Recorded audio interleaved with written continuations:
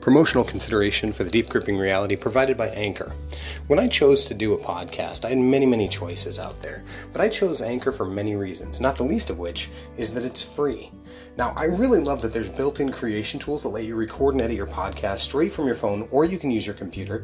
You can add in background music, transition sounds, and even have guests remotely straight through the app. It's super easy, super convenient, and it's really an awesome tool to use.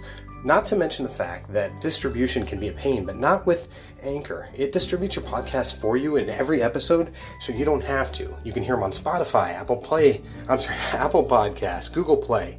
And another nice thing is you can make money from your podcast. There's no minimum listenership, so it doesn't matter if you have 5 or 5,000.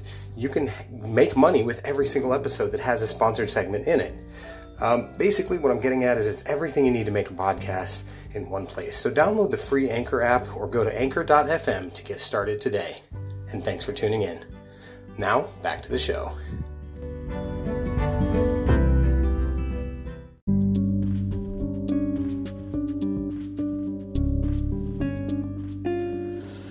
I finally found it. After searching my entire adult career, lifetimes and lifetimes of searching for the source of absolute power, I finally have found the formula. I found the formula to the most valuable thing one can have: attention. That's right, I found the formula for attention. It's been shared to me by a guru, a merciful and kind and generous guru. And I shall share it with you if you stay tuned.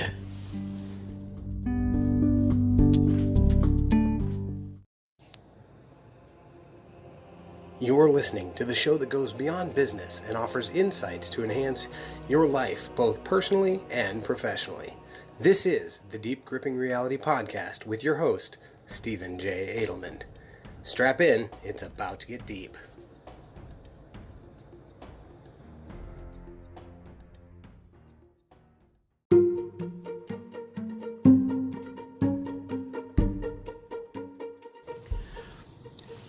I've spoken at length on this podcast about the importance of attention. I've called it currency. I've said it's the most valuable thing that one can get when on the internet, especially in terms of digital marketing and in terms of spreading your message and essentially getting understood, recognized, and interacting. Attention is so valuable, and it's because it's basically somebody's time, right? So I had no idea. I thought, how cool would it be if there was a formula for attention? And believe it or not, I found out last Friday that there is. That's what this episode is about, folks. So what is this formula for attention? Well, we'll get to that in just a second. First, I want to talk to you about the curiosity factor. Now, this event that I went to was the American Marketing Association's Experience 2020 event, hosted by the American Marketing Association's Iowa chapter. And my company was actually one of the sponsors of the event, so we had a booth there. Well, the last hour of the event, all the other vendors were packing up, so I stepped in to listen to Andrew Davis. He was the keynote speaker, and you can find him on social media at Drew Davis here. And Andrew Davis, he comes across as an interesting character. He grabs your attention right away before he's even said a word. He has an energy about him that's very infectious. He has these bright orange glasses and a bright orange bow tie, and he comes up on stage, and he's a tall, skinny guy, and the little pamphlet that we got for the event essentially said that he has experience with major television networks, and he's worked with the Muppets, and he's done all kinds of crazy stuff. So this guy seems to know a little bit about attention.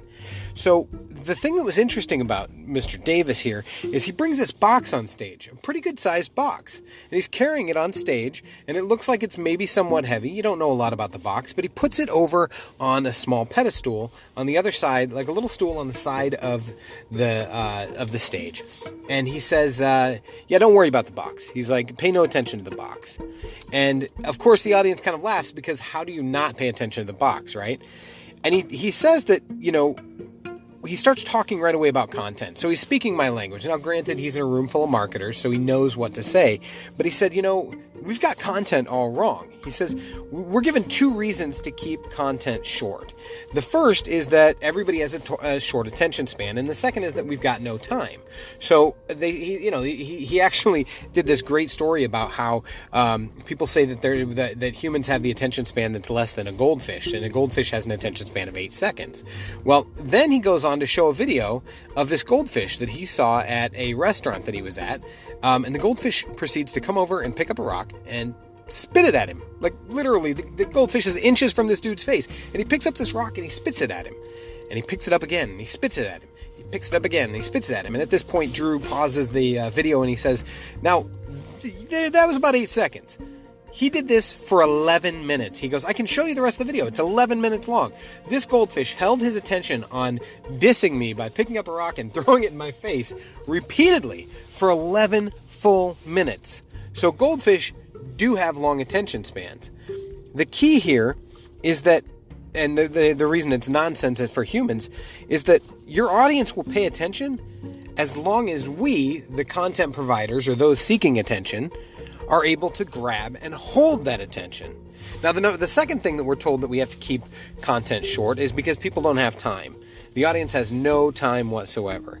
It's a busy day. You only have so many hours in the day.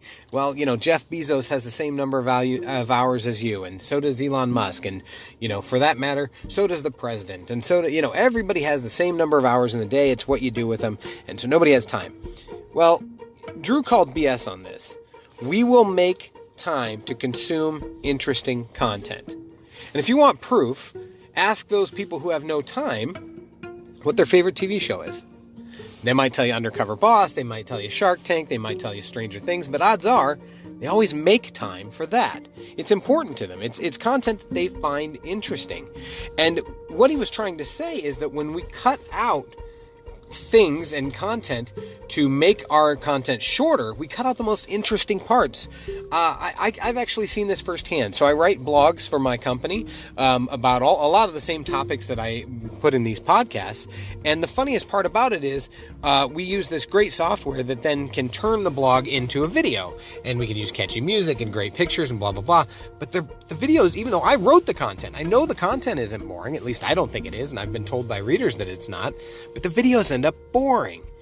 And I didn't understand why. The average watch time on these videos that are like 3 minutes long is like a minute and a half. Hell, I edit the videos a lot of times, and I can't make it through the whole damn thing. So I know something's wrong, and I didn't know why. Well, it's because the content wasn't interesting. So back to the box. He says to the box, again, we have no idea what's inside of it. He turns the box, and it says mystery box, ooh, at the bottom. And everybody just kind of chuckled. And he goes, no, mystery box. He turns back around. Try again. Mystery box, ooh, and the whole audience, ooh. So he was working the audience and working it quite well. And he explained that he doesn't even know what's inside this box. You see, he bought it online for like $20 on Amazon. And there's 3 rules to mystery boxes. If you go on YouTube or on all kinds of places, there's all these unboxing videos of mystery boxes. People love them. So there's 3 rules. 1, it comes at a price. They're never free. 2, the contents of the box will range in value from $5 to $100. Well, if you spend $20, you're either out 15 or, right about what you paid for, or you could end up $80 essentially, right? So range in value, and also there's always a theme. So in this case, he picked the busy executive box, and he looks through Twitter and he finds somebody in the audience who had been using the hashtag Experience2020, and he calls them out and he says, are you there? And that person raised their hand. They said, congratulations, this is your box. And she goes to stand up and she gets really excited, and he says, whoa, wait. On a scale of 1 to 10, 10 being the most excited you've ever been in your life, how excited are you right now? And she says, about a 7, maybe 8. And he said, 7 or 8, that's pretty good. Well, before we get into the box, let's talk a little bit more. And he showed this ad about it was an IKEA YouTube ad that it's called Where Life Happens, and nothing happens in this video. It's 4 minutes and 50 seconds long, and nothing happens. It's literally, go watch it. It's called Where Life Happens, IKEA, right?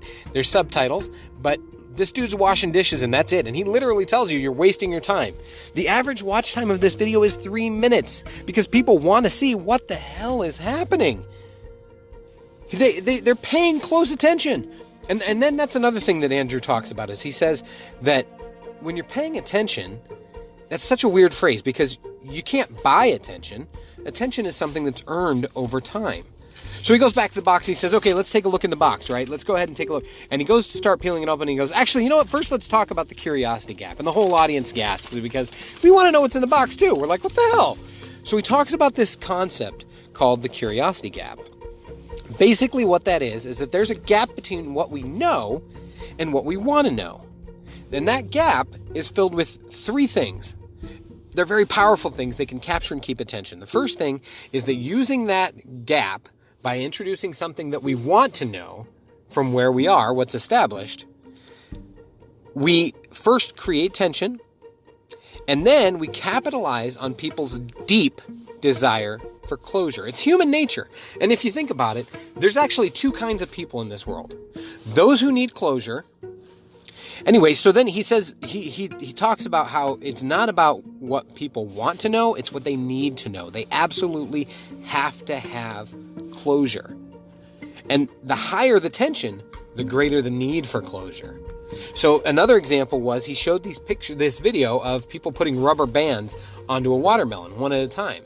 And the whole time, tension is building and building and building. And sure, people could fast forward to the end of the video and see it explode. That's what everybody wants to know. But the whole time he's building tension, and the tension is literally building in the watermelon. Fantastic, fantastic. The third thing that is in the curiosity gap is the payoff. It's the outcome, the conclusion. And the key is it has to be proportional to the tension that you've built. So if you build up a bunch of tension, and there's a weak-ass ending to it, it's not worth it. The audience feels ripped off. It's just not worth it. So again, there's two kinds of people in this world. Those who need closure and those who don't. So see, I added that in. That wasn't in Drew's thing. And I took 5 pages of notes of this. So I'm literally reliving through my experience this guy's presentation. And this is a keynote speech that he usually charges a ton of money for. And you're getting to check it out. So anyway, he goes, in the whole process, he walks over and he opens up the tape a little bit more, and finally he says, okay, let's go ahead and see what's in the box. And he opens it up.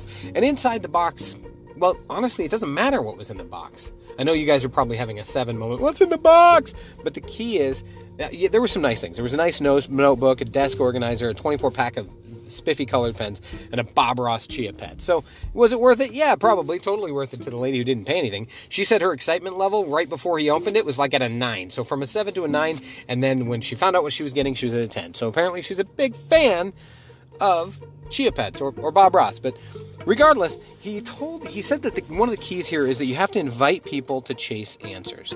If they feel like the content is too long, it's because they don't have any questions anymore. All of their questions have been answered, so they're bored with it and they move on. Now, with that in mind, it's important that when you're making a blog, a vlog, if you're making video content, any content really, or even these podcasts, it's super important to make sure that you are minding the curiosity gap. You should raise curiosity with your title. And I know what you're thinking, clickbait. Well, yeah, but it's not clickbait if you actually pay it off, right? So if there's no curiosity gap, there's no attention. The key is that any story can keep and earn, well, the other way around. Any story can earn and keep attention. Content can and should be re-edited. He actually showed us a video of a testimonial that was 1 minute and 32 seconds long, and he had us all raise our hands, and we were supposed to drop our hands when we lost interest. I dropped my hand after less than 30 seconds. Half the room was less than that. It felt like it was 10 minutes because it was boring. He said that you got to think like a reality TV editor. You got to raise tension. You got to boost curiosity. And there's a really easy way to do that. And you're probably thinking, how? Well, the answer is, first you raise stakes, right? Show them something they want and then threaten it for as long as possible. Threaten it for as long as possible. You get people emotionally invested. By the way, that formula for attention is absolutely brilliant, and I can't wait. So this is what, actually, no, I'm going to come back to it. So when you start thinking about what business owners want, they want more money and more time. Think about your audience. I've said it before, when you're making content, what is your audience interested in? What do they want? Explain it to them. But here's the thing, you can actually give the benefit of your product first, then talk about how they get there. Show the end result. Show what's going to end up happening if they do your product or service, and then talk about where they are, what the pain points are, raise the stakes, and then delay the reveal to talk about exactly how it happened and how you solved the problem until the very, very end. It's absolutely brilliant. You've got to delay the reveal. In fact, Andrew Davis's website is delaythereveal.com. You got to check it out. It's very, very cool. Invite the audience to chase the answer. Branding is the solution. Show the product in your reveal. So basically, to recap here, we talked about creating curiosity gaps by really taking advantage of people's need for closure, right? And he said something, I actually wrote it down, a quote, and it's word for word. He said, "We consume more content in 30 days than we create in a lifetime." And if you really think about that, that makes a lot of sense. It's crazy and it's accurate. So you can take the time to do that. And to create better content, all you have to do is consume better content. The other website that he had was you'vebeendrewed.com. I highly recommend it. He's also on YouTube. He has this really, really great new series that he's starting. It seems like it's a podcast format, but it's basically Brilliant or Stupid, where he basically goes through various ads and says, is this brilliant or is it stupid? And he and his co-host literally take it apart, but they only give themselves like 30 seconds or 60 seconds per video to break it down. So it's definitely worth it. So anyway, I thank you so much for tuning in, guys. I really appreciate it. I think it was an awesome experience. It changed the way that I view content. And okay, so all that tension, I told you, I finally found it. It's brilliant. And if you haven't figured out the formula for attention, here it is. Attention equals tension over time times the payoff. That's the equation, folks. And think about it. If you build tension over time and then take whatever that is and however long that takes and amplify the payoff to meet that, you're going to get and keep people's attention, and you're going to earn it long enough that they'll come back and consume more of your content. Case in point, one of the guests on my past podcast have said that my content was so biteable, being that it was only 20 minutes. He was exercising. He's like, wow, I got a lot of good nuggets out of that. I think I'm going to listen to another. I got enough time. Next thing you know, he literally listened to all of my episodes, which at that point was like 40 episodes. So keep them coming back. Keep them wanting more by addressing what they need, explaining, giving the answers right there. Because if you provide enough value for free, it makes them go, wow, if this is what they'll do for free, I can't imagine what they would charge me for. Imagine what I could get if I paid them for this. Anyway, you guys got to check out Drew, at Drew Davis here. I like this guy so much. I'm plugging him so much. I'm not even going to give my social stuff. If you don't know how to find me on social, and you can't find the TGR podcast on social, then I don't know what to tell you, but you should definitely look for the Deep Gripping Reality. Okay, so I did do a bit of a plug, but anyway, thank you so much for tuning in. I really am happy to be able to share the formula. You should write it down. You should really internalize it and think about that next time that you are consuming content and next time that you are creating content, and start thinking about how they give you a huge tease, a long tension to get there, and then a major payoff. It's changed the way I consume content. It's also changed the way that I create content. Thank you so much for tuning in, folks. Until next time, dig deep, my friends.